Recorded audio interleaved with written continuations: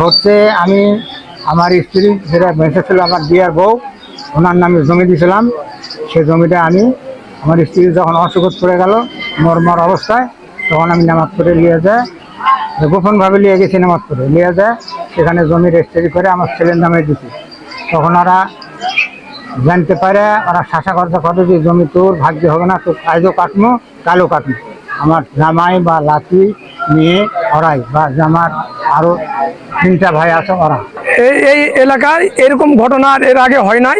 যারা এর সাথে জড়িত এদের যেন দৃষ্টান্তমূলক শাস্তি হয়। এটি একটি আমি সকাল 6:30টার সময় স্থানীয় একটি সূত্রে জানতে পারি একে একটা বাড়িতে 4টে মরদেহ আছে। সেই তথ্যের ভিত্তিতে আমি দ্রুত অফিসার ফোর্স আমি নিজে ঘটনাস্থলে আসি। এই ঘটনাস্থলে এসে 4টি ডেড বডি আমরা দেখতে পাই। এটি পরিকল্পিত হত্যাকাণ্ড বলে প্রাথমিকভাবে ধারণা করা হচ্ছে।